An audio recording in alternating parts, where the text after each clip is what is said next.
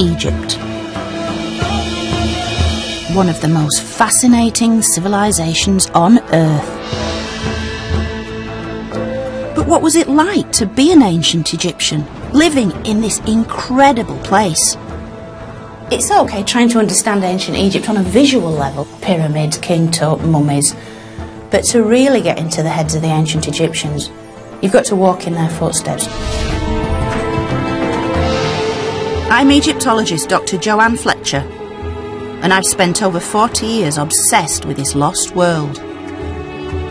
While the magnificent temples and tombs of the pharaohs can tell us one story, I'm interested in another, the story of ordinary people, the real Egyptians. It's such a privilege. We're amongst their family here. This feeling of closeness, of warmth, of love.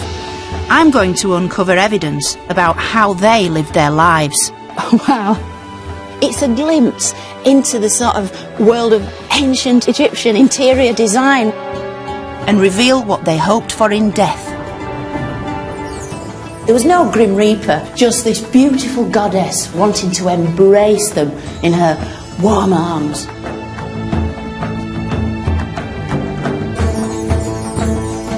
And there is one very special couple I want to get to know as I journey to their desert village home and examine the treasures from their tomb.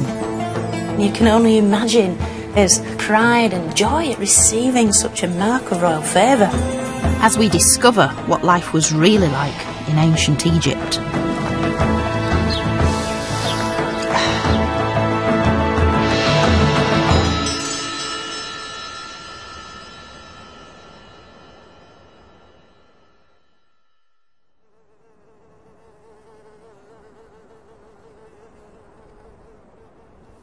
Welcome to Deir el Medina, or as the people who used to live here 3,500 years ago used to call it, Pardemi, which simply means the village. Today this village feels remote and inhospitable. But 3,500 years ago, this community lay at the heart of ancient Egypt. Situated on Luxor's west bank, it was a suburb of Egypt's great city, Thebes. Now this is the landscape of kings and gods, pharaohs, and yet these are the homes of ordinary people living ordinary lives. Men and women, aunts and uncles, grandparents and kids, they all lived here in this tightly packed community. And by reimagining how people lived, in the colours, the sounds, the smells, we have an instant gateway right back 3,500 years to these ancient people who lived here in this remote little village in the desert.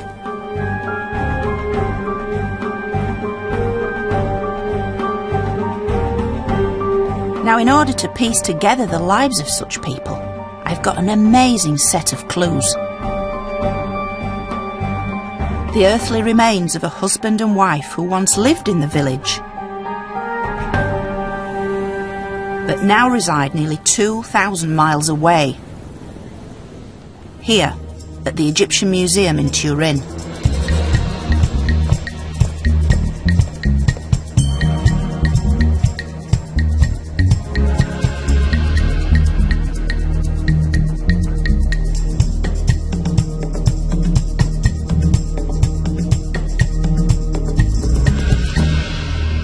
Meet Cair and Merit. Cair the architect, Merit his wife.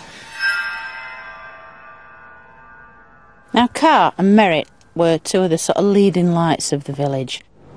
Cair's actual title was the chief of foremen, so he was in charge of the workforce. And Merit, her official title was Lady of the House, which is ancient Egyptian for housewife. This is the only known statue of Cair. Almost certainly an idealised image, it nonetheless suggests a proud and rather handsome man. And this death mask is one of the few representations we have of Merit, which reveals a soft and very beautiful face. And although these mummies have never been unwrapped, what lies beneath has been revealed by X-rays and CT scans. We know that Cair, who stood about 5'6", Was a very striking-looking individual with a rather prominent nose and a great fondness for lots of black eyeliner. But then when we turn to his diminutive little wife, Merit, a very dainty little lady, standing about 5'2". She also had a long, crimped wig of dark brown, wavy hair, which would have made her look really, really beautiful.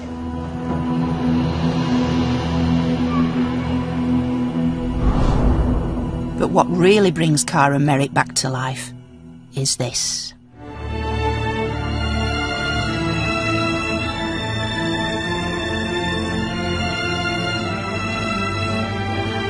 The collection of objects discovered in their intact tomb in 1906, where they had lain undisturbed for over 3,000 years. A leading Egyptologist from the time wrote, "I should think it is the greatest find ever made, or rather, the most unique.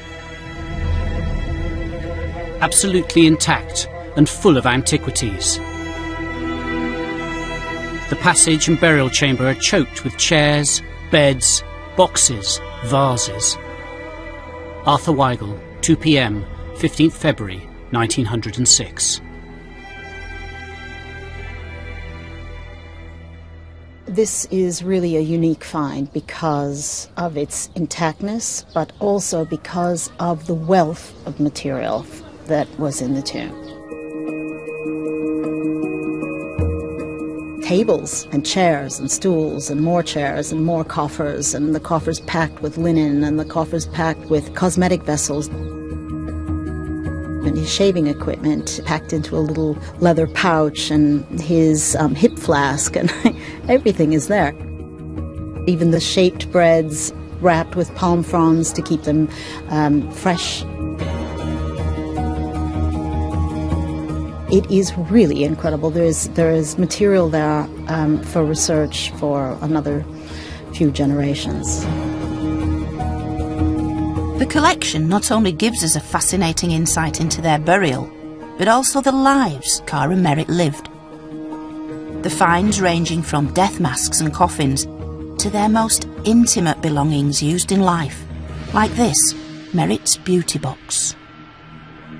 This is basically the contents of Merit's dressing table. The perfume, cosmetics, moisturisers and all the things that the ancient Egyptians regarded as so essential. Well used and well loved, this stunning cosmetic chest tells us Merit was a well-to-do woman who cared about her appearance. This is Merit's glass black coal eyeliner. Glass was very rare at this time, and it's in the classic Egyptian colour combination of blue and gold. And the black eye paint that Merit herself applied every day to her own eyes is still inside this vessel. It's got its wooden applicator stick in the top, and Egyptian ladies today still use this in exactly the same way.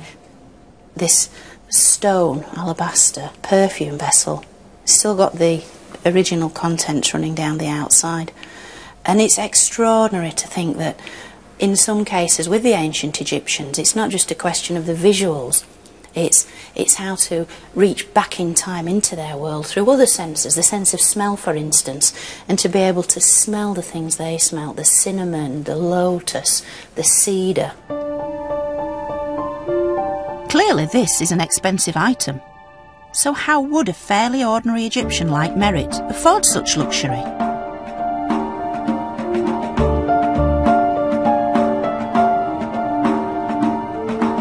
The answer lies in the village and the very special occupation of its inhabitants. For these were Egypt's tomb and temple builders.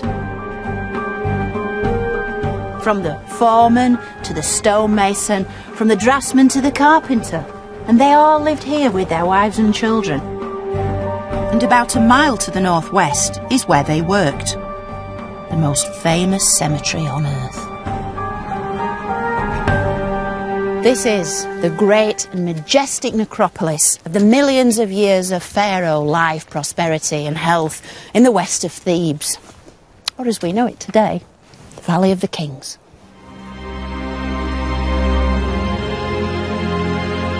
For nearly 500 years, men like Cair created the tombs of some of Egypt's most famous pharaohs. Hatshepsut, Amenhotep III and Tutankhamun were all buried here. They were an elite, a kind of crack force of workmen and architects, the very best of the Egyptian culture. They were the craftsmen that implemented what Pharaoh wanted to sustain Pharaoh's soul for eternity. They were almost magicians, operating secretly within this stunning landscape.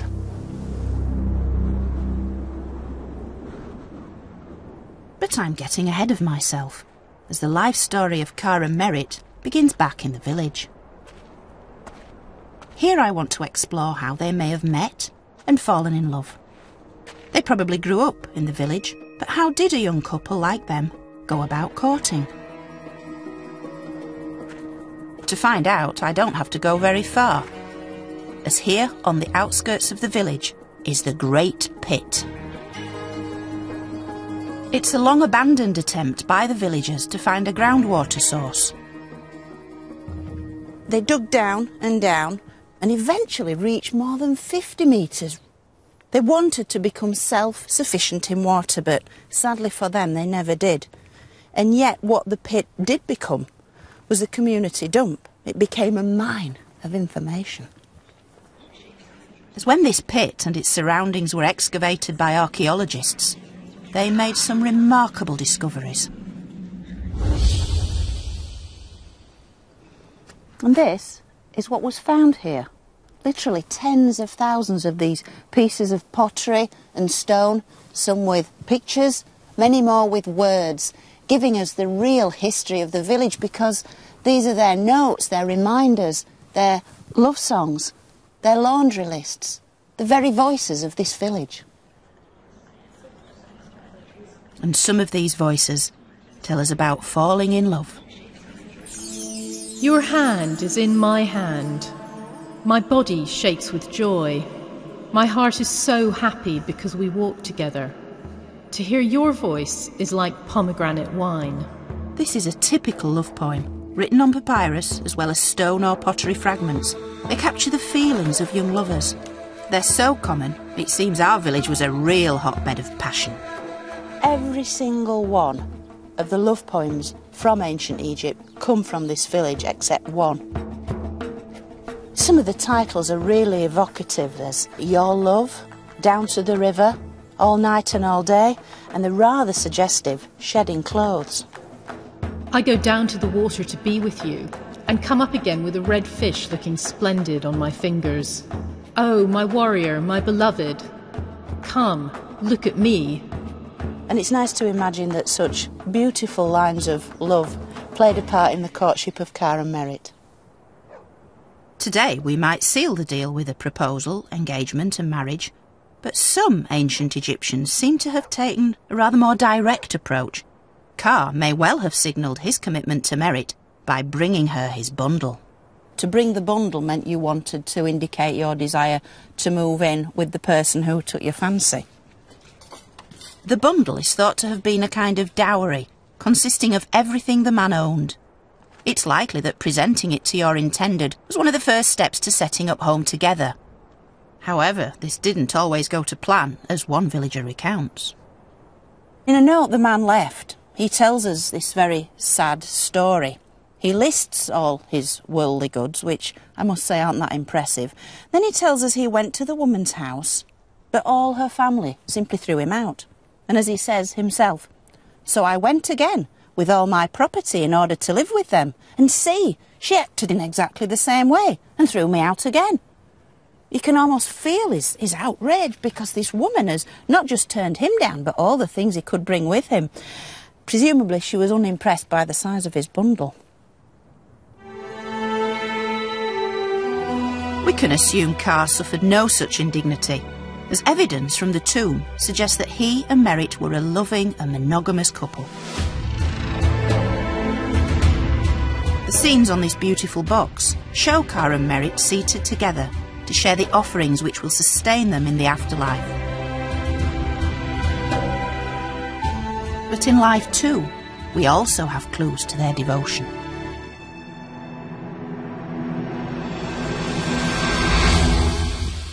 Now, although the ancient Egyptians didn't have a marriage ceremony as we would understand it, they simply moved in together, they nevertheless would exchange love tokens, quite often in the form of rings. This ring was discovered underneath the death mask of Merit. It's so precious, it's not yet on display here in Turin. This is the ring that was found inside the mask, almost as an afterthought of Merit. So it was shoved in there just as she was being buried. It spent all those thousands of years just tucked away, hidden away, yes, within Merit's own wrappings. A very ad hoc thing, wasn't it? Yes. A very spontaneous gesture, yes, almost. Yes. And the image on it, it looks like the cow of Hathor. That's exactly what it is. The goddess Hathor was often depicted as a cow. She was seen as the eternal mother figure to both the living and the dead. In life, she aided fertility and provided protection in childbirth. While in death, she ensured safe passage into the afterlife. This represents the love between Cair and Merit, and in this tiny little object, in some ways, it's perhaps the most important thing from the entire tomb for me personally. It's wonderful.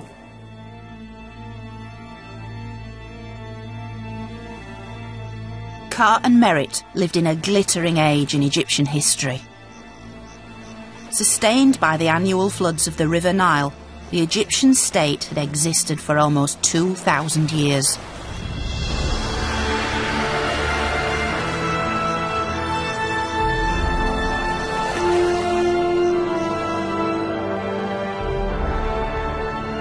By 1400 BC, it was at the height of its power and now ruled by the 18th royal dynasty.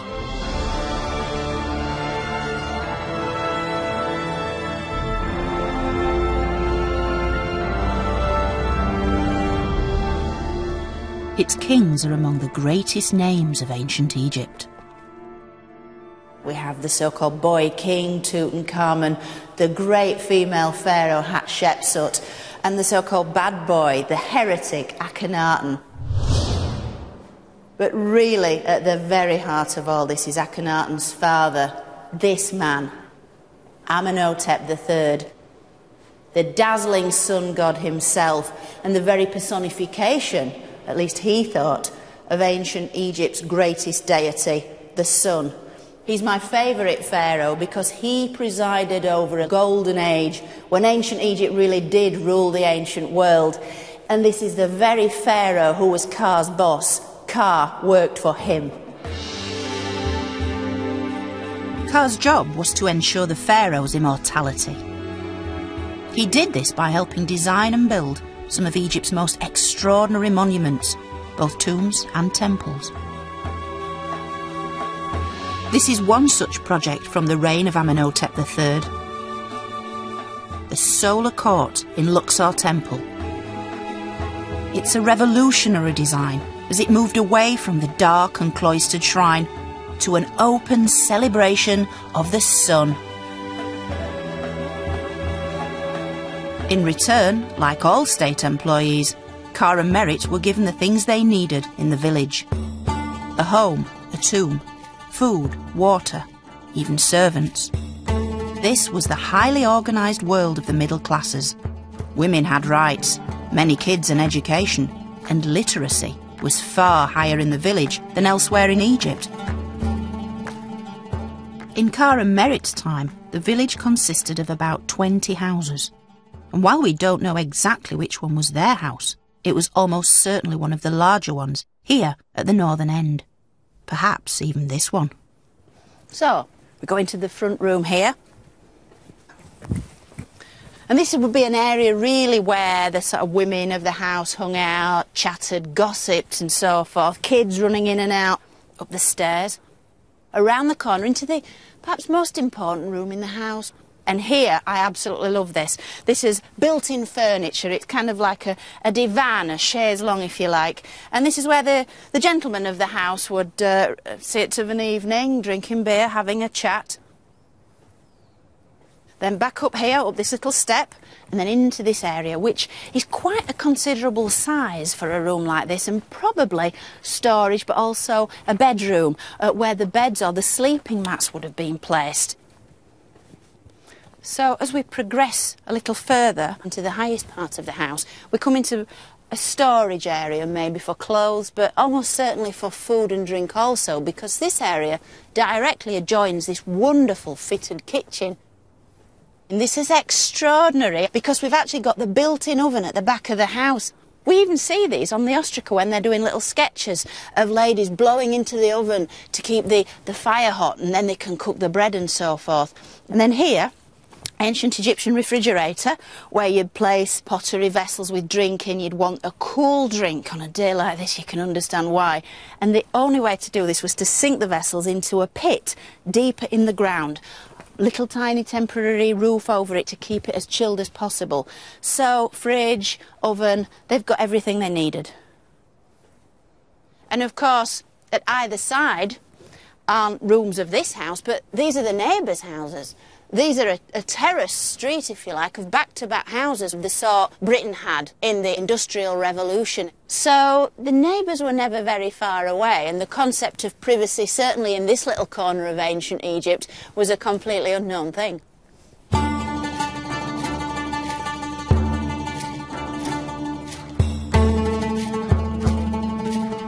Life in the village was almost entirely supported by the state. A daily procession of donkeys would carry water up from the Nile Valley to be decanted into a central cistern. Each household was entitled to an average of 100 litres per day for drinking, cooking and bathing. Less than half a mile from the village lies another crucial remnant of this highly organised infrastructure.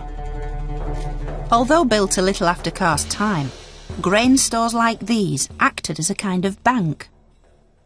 Money didn't exist in Egypt at this time, so at the end of each month, Car would have received his salary as a ration of wheat and barley. Granaries like this would have held an immense amount of food. These granaries alone would have held over 40,000 individual sacks of grain. Chief workmen like Car were entitled to 7.5 sacks of grain a month, 5.5 of emmer wheat and 2 of barley. Plenty for Merit and their servants to produce the staples of Egyptian life, bread and beer. The villagers also received fish and vegetables and could trade their excess grain for luxuries like meat and wine. These places would have been full of life. People bustling here and there, scribes taking record, making an account of all the stuff being delivered.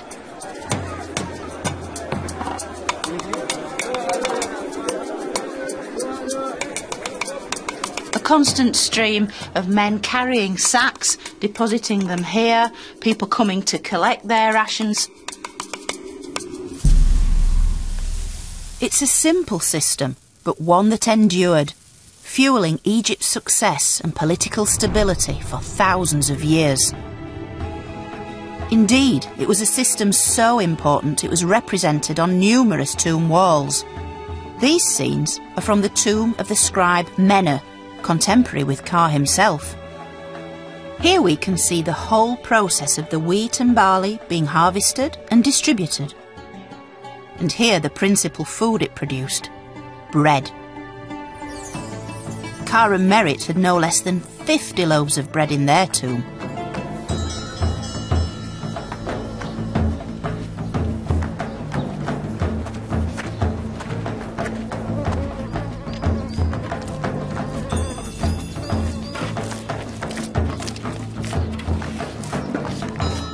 Now, bread was the key ingredient in the ancient Egyptian diet. The ancient Egyptians added many different things to it. You could add dates or honey to make it sweet, or savoury things, cumin seeds, coriander seeds, all manner of different ingredients to really vary it. And in the tomb there's a whole range of different sizes and shapes, including what appear to be gingerbread men, little shapes of fruit, flowers and animals. Although they didn't have yeast as such, the technique of combining flour, water and salt to make bread is virtually unchanged in 3,500 years. I mean, this is a completely timeless scene, this fabulous mud brick oven. It's typical of the ovens we find in ancient Egyptian settlements.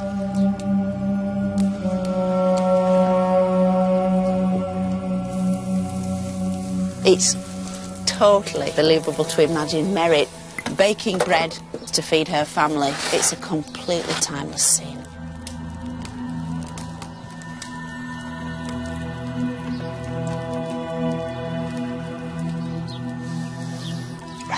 How would you think?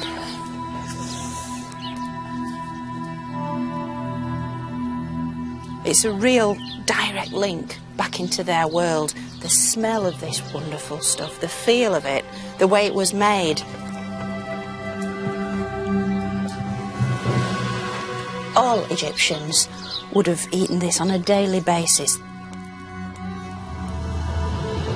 It was the sort of stuff that you offered to the gods. And even when the bread had gone mouldy, the Egyptians used it as a form of medicine, which wouldn't be fully understood for thousands of years.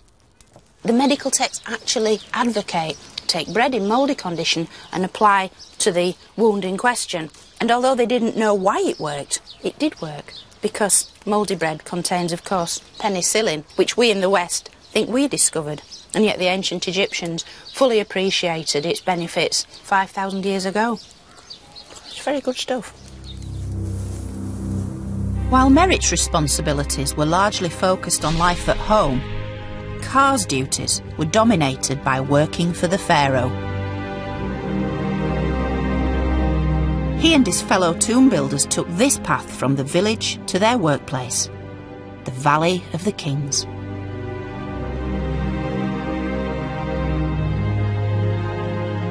It starts here at the southern end of the village, and then it follows that path there, see, right up over that col, and then we go straight up and over the top of the mountain. Cair and his workforce would have regularly made this journey, sometimes camping out during the working week in small huts in the valley.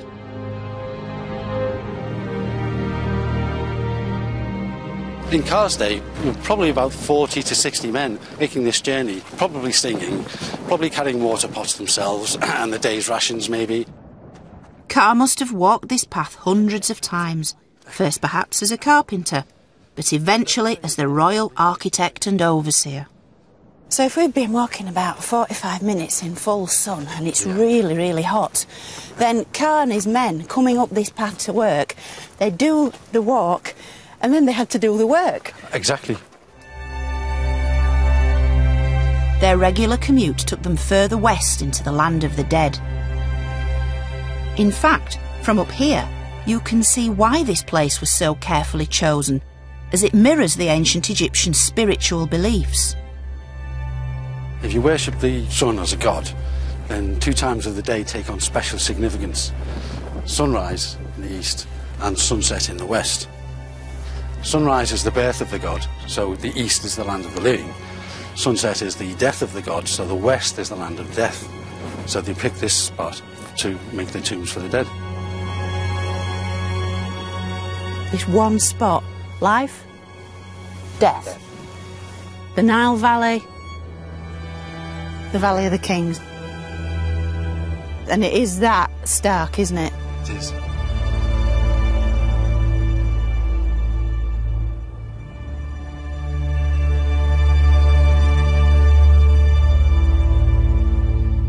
Continuing our hike, we finally reach the western branch of the Valley of the Kings, where time has virtually stood still. Remnants of the tomb builder's world litter the landscape. This is a great staircase. It's superb, isn't it? Beautifully constructed though, further up, aren't they? It's absolutely perfect. This is it. This is the start of Cair's domain. This is actually a guard hut, and one man would be on guard in here 24 hours a day. And you can see even ancient pottery has been preserved at this site. That's 3,500 years old. So this is like one of Cair's empties. His empty There you go, beer yes. jar. And we know this is 18th dynasty, don't we? Because We the do. valley, this part of the valley, the West Valley, was only ever used for royal tombs in the Cair's 18th day, wasn't it? dynasty. That's right, yeah. The guards in these huts maintained a watchful eye over everything that went on in the valley. What he was guarding against was obviously tomb robbery for the pre-existing tombs. But while the new king's tomb was under construction, the materials used in the construction of the tomb were also very valuable. Metal. Copper, Yeah. the copper chisels especially, the paints, the plaster, the oils for the lamps. This was all very valuable material. Although deathly silent today, 3,500 years ago these walls would have reverberated with the sound of Cair's construction teams. There'd be the mallets hitting the chisels in the tomb. There'd be pounding of the people making the plaster, the mixing bowls for the paints. And there'd be the voice of the overseer telling people off or telling people to do this, to do that. Building a tomb for the king was hazardous work, although not all the dangers are immediately obvious. Apart from the normal hazards like hitting your hand with a mallet or getting cut with a chisel, falling off scaffolding, breaking legs, falling down the tomb. The other risk is because this is a wadi, it's a dry riverbed, there are flash floods now and again, and all this would come crashing down. And they would have to run.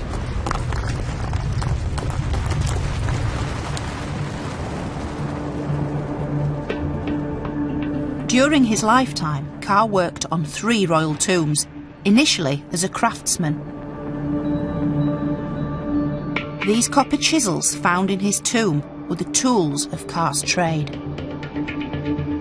He then rose to become royal architect and the overseer responsible for the design and construction of at least 2 pharaohs' tombs.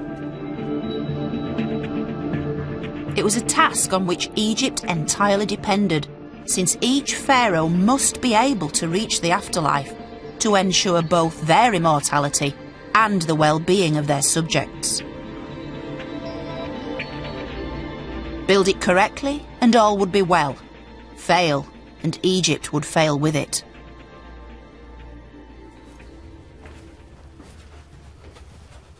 So how did Cair and his men actually undertake this most onerous of tasks?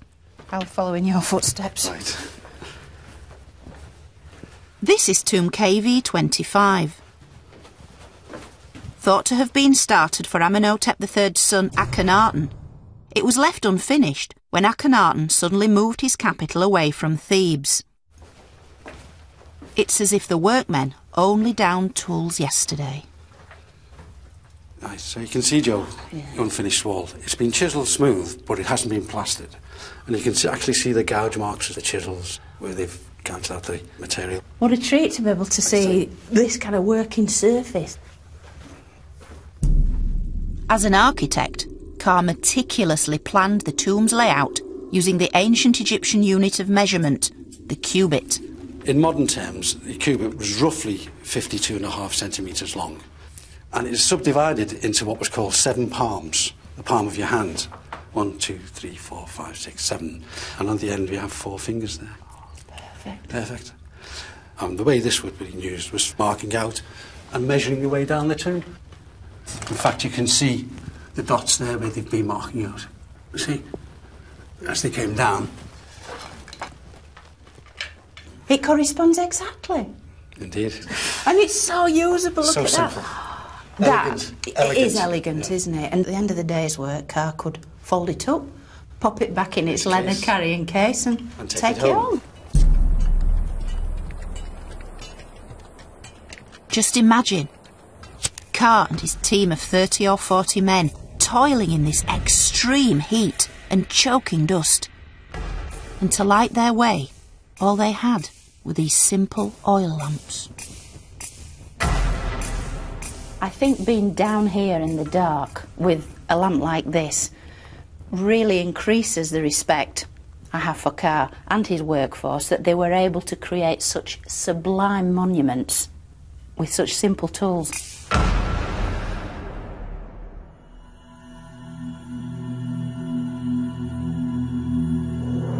The evidence reveals Cair was highly respected in life. This beautiful object is a golden royal cubit. It was presented to Cair in recognition for his work for the pharaoh Amenhotep II. It can only be equated to a kind of carriage clock or an engraved tankard that you're given for good service.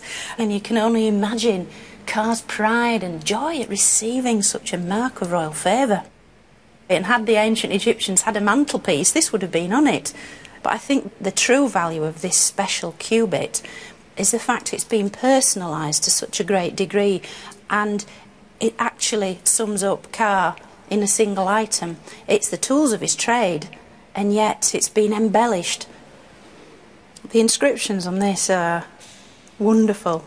So many little details about Cair's career, about the fact he built a small shrine or temple, not even in Thebes, further north at a site called Hermopolis, so he was clearly active outside of Thebes.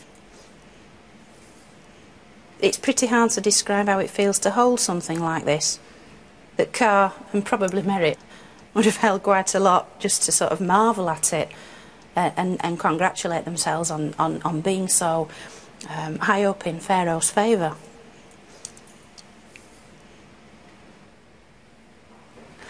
I love it, I absolutely love it. With Cair's career on the rise, he and Merritt also started a family. Childbirth is a risky time in any woman's life, and certainly in ancient Egypt. Merritt would have sought help from Hathor, the pre-eminent goddess of motherhood. All ancient Egyptian women wanted to be like Hathor. She's like a modern female celebrity that all women aspire to be. She had it all, and she was worshipped here. This is the funerary temple of the great female pharaoh Hatshepsut at Deir el-Bahri. Situated just 2 miles from the village, it's located at the base of the very cliffs in which Hathor herself was believed to reside. But how might the goddess have touched Merritt's life?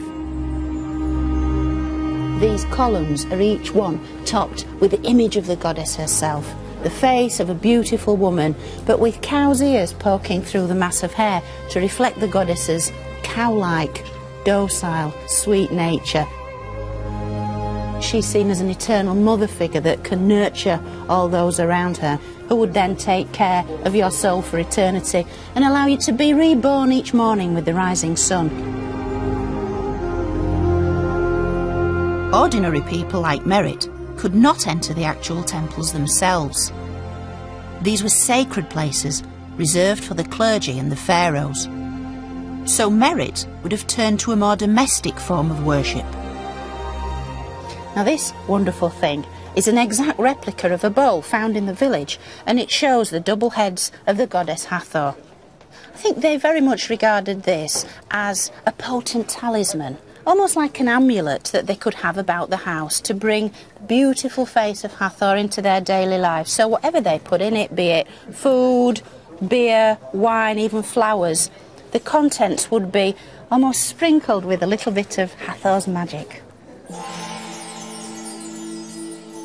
Yet Hathor wasn't only the goddess of fertility and motherhood, she was also the deity of sexual pleasure.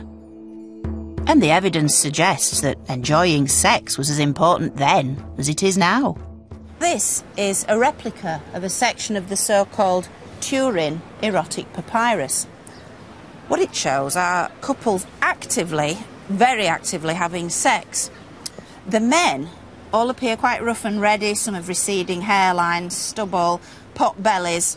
Each one has an enormous phallus.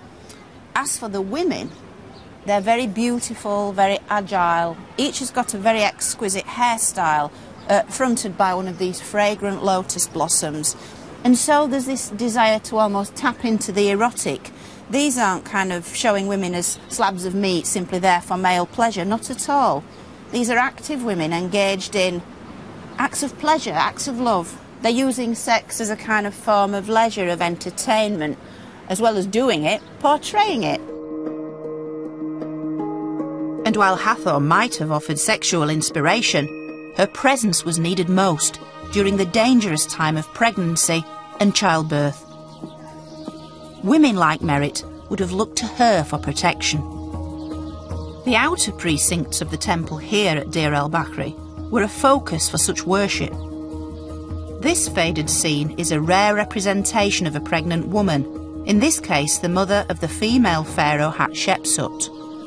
There she is as the unborn fetus, and you can just make out the gentle swelling of her mother's abdomen here as the unborn Hatshepsut resides within the safety of her mother's body.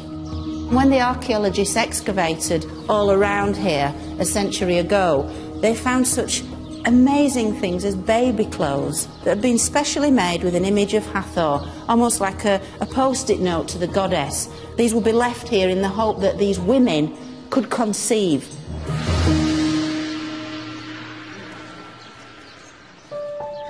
Merit had 3 children that we know of, 2 sons and 1 daughter. Their images appear in Cara Merit's tomb chapel and on the painted boxes found in their tomb.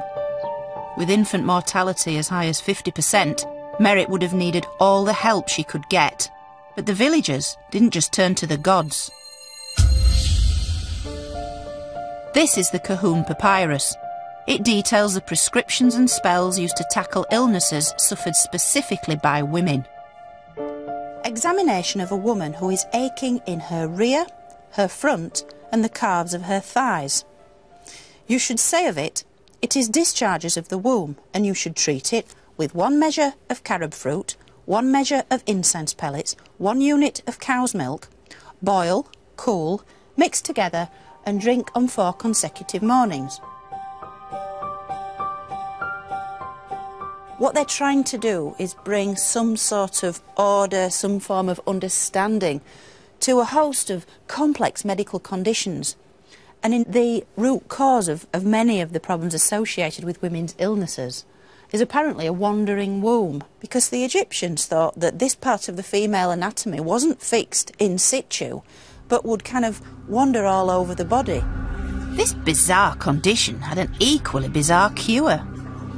The woman would sort of stand over burning incense in the hope that the rising sweet smell of the fumes would encourage this wandering womb down into its proper place. And while today this may seem rather strange, such a diagnosis and treatment may have had some positive effect. Certainly to the woman in labour, to have a medical practitioner present reading out these medical prescriptions would have had an almost placebo-like effect. And I think that's the strength of documents like this, used in conjunction with all the amulets and all the magical spells that could be brought to bear by the village midwife. The recitation of texts like this would have brought a further layer of order to a very difficult and complex time in a woman's life. Alongside raising her children, Merit would have been responsible for her home. She's likely to have been just as house-proud as you and me. Yet far from the monochrome beige we see today, the world of ancient Egypt was a riot of colour. The vestiges of this can still be seen, if you know where to look.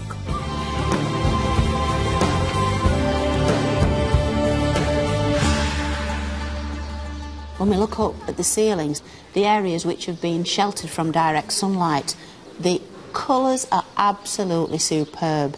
The condition, the brightness, the vivacity, they're sort of leaping out of the walls and ceilings right into our eyes.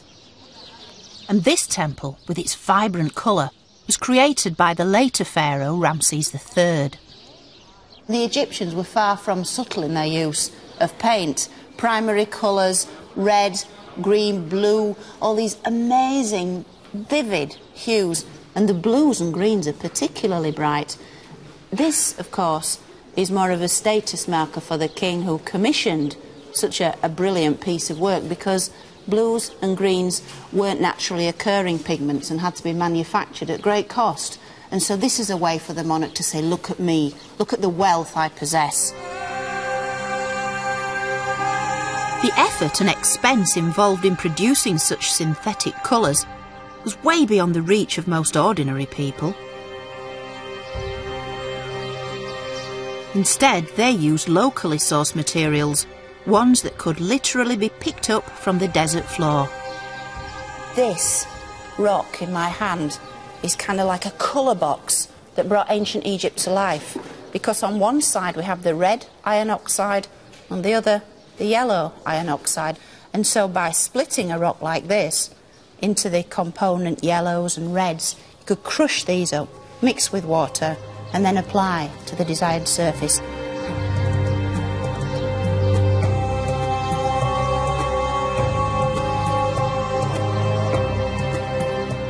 I think the best way to sort of try and reanimate these colours is probably to use that old standby, a little bit of spit.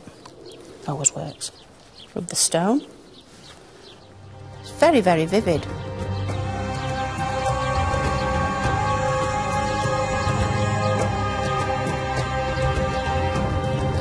You can see the effect it has against white.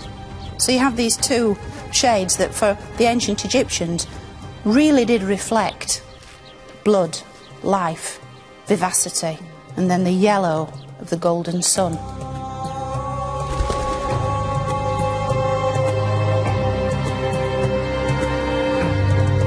I want to see how villagers like Cair and Merritt used colour to decorate their homes. And I'm in luck, as here at the southern end of the village, a single precious clue remains. Here it is. Now, if I lift this cloth, I'm going to see something I've waited a long time to see. And it's basically an original wall scene from an ancient Egyptian house. So here goes.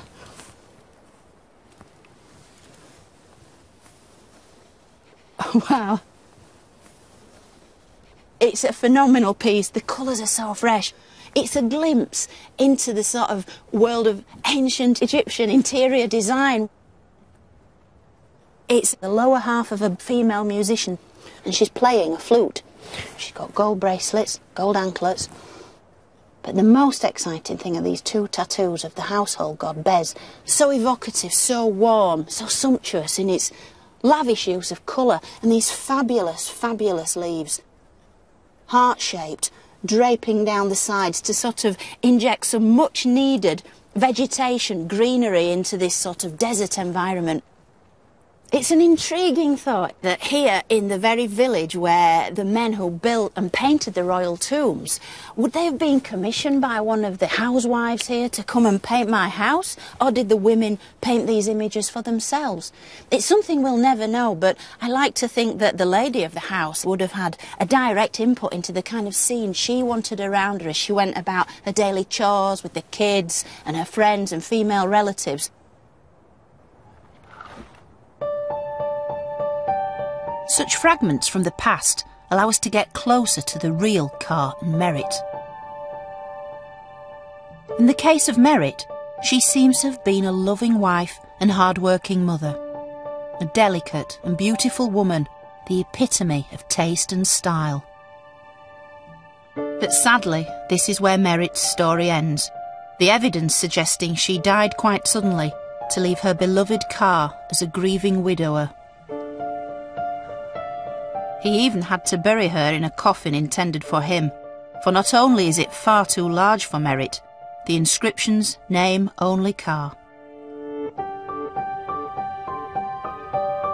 Yet Merritt was immortalised in the tomb chapel she shared with Cair, located just yards from their village. And this is where Cair and their children would have come to bring regular offerings and to pay their respects.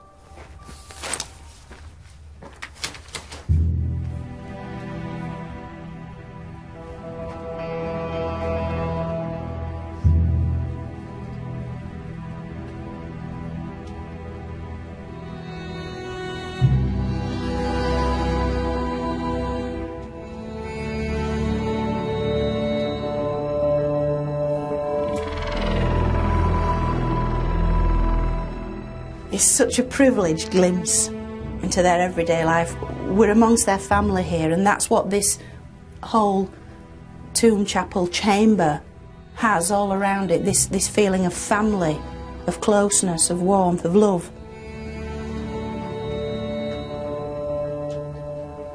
What's interesting here is that Cair and Merritt are shown several times, and yet the one constant child that's with them is their daughter, Merritt, named after her mother. And this is Merritt the mother, here, and this is Merritt the daughter, behind her.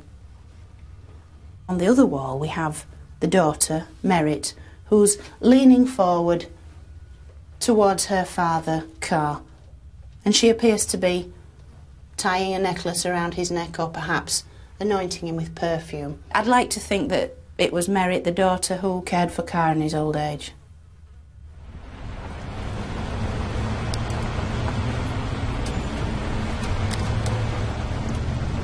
But what happened to Cair, the proud and talented architect?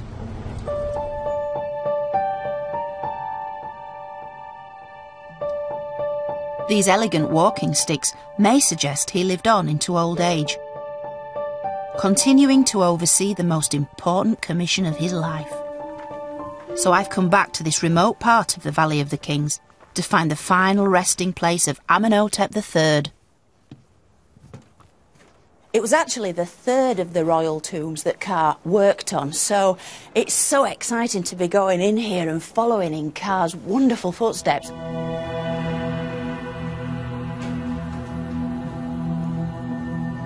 My enthusiasm is well founded because the tomb, currently under restoration, has been closed for decades. Hardly anyone gets to see this.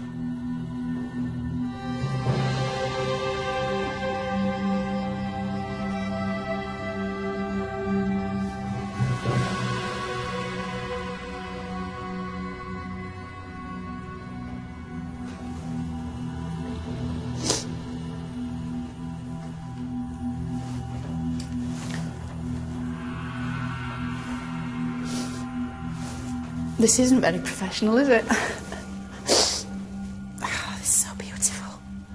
It literally has brought tears to my eyes. It is so stunning. The colours are fantastic. It's exquisite. It's Amenhotep III being received into the care of the gods of the underworld. And there's a nubis handing out the sign of life to Amenhotep.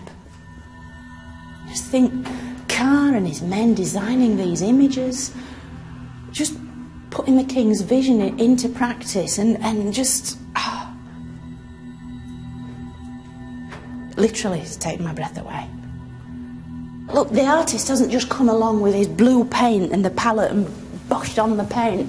Somebody's taken the trouble to apply individual curls of hair here. Can you see the texture? The curls here. That's textured hair. And there also Amenhotep with Osiris, green-faced god of vegetation, new life and resurrection. And that's really what this tomb does. It's a time machine. It's the place where Amenhotep III's mummy would have finally been laid to rest. You can clearly see that no expense was spared, and for good reason. For this is where the pharaoh, then revered as a god, would dwell in the afterlife, his next seat of power. Oh, and down we go, deeper and deeper, into the underworld. Wow. It really does evoke this sense of going down into the subterranean underworld, into the blackness, into the darkness, into eternity. This elaborate network of chambers and stairways was designed to protect the royal mummy and all the glittering treasures which once surrounded it.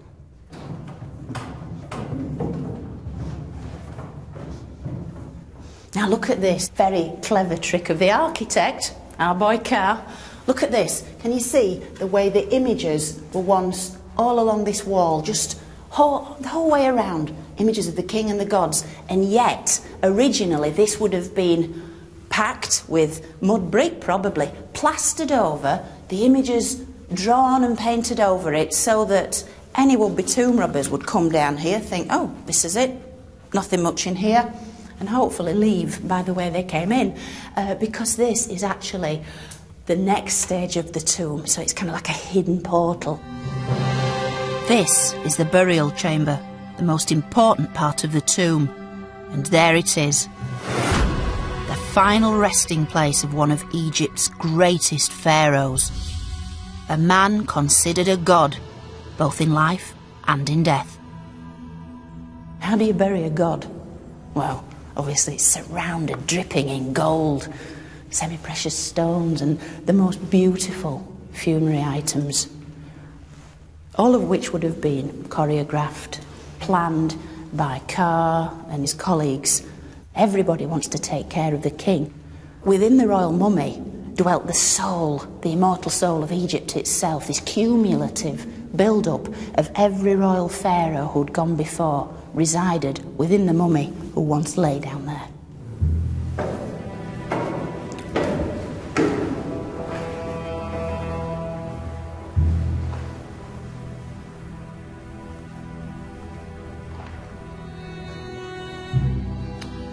Wow. It's been 46 years waiting to see this tomb, and it's been well worth it.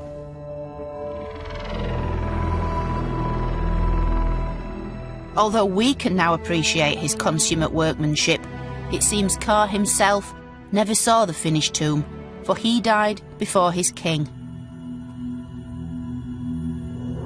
But like his king, Cair's own body was prepared for its eternal journey into the afterlife before he too was buried.